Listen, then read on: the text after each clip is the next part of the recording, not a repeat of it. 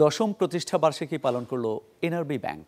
এ উপলক্ষে রাজধানীর Radisson blue হোটেলে এক বর্ণাঢ্য অনুষ্ঠানের আয়োজন করে এই প্রতিষ্ঠান। এতে অংশ নেন ব্যাংকের বোর্ড ডিরেক্টর, শেয়ার হোল্ডার, কর্মকর্তা সহ গ্রাহকরা। এ সময় ব্যাংকের চেয়ারম্যান মোহাম্মদ মাহতাবুর রহমান বলেন, প্রবাসীদের প্রত্যাশা পূরণ করার লক্ষ্যেই যাত্রা শুরু এনআরবি ব্যাংকের এবং তাদের প্রতি আস্থা রাখায় গ্রাহকদের প্রতি ধন্যবাদ জানান তিনি। কোম্পানির ব্যবস্থাপনা পরিচালক ও সিইও মামুন মাহমুদ শাহ জানান, চতুর্থ প্রজন্মের ব্যাংক হিসেবে পেশাদারিত্ব ও আস্থার সাথে দায়িত্ব পালন করে আসছে এনআরবি ব্যাংক, যে কারণে খেলাপি ঋণ ৩% মধ্যে রাখতে সমর্থ হয়েছেন তারা। আগামীতেও এই ধারা অব্যাহত রাখার আশ্বাস দেন তিনি।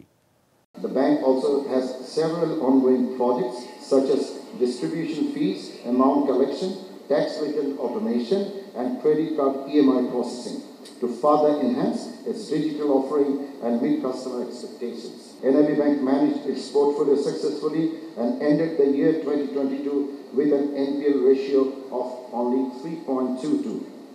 The bank received an award in 2021 for being one of the best performing banks in sustainability rating awarded by the central bank. We are happy to announce that NRB Bank Limited has achieved ISO 2022 certification, which is an internationally recognized standard for information security management system, ISMS, and we are the second bank who have achieved this latest version of certification in financial industry of this country.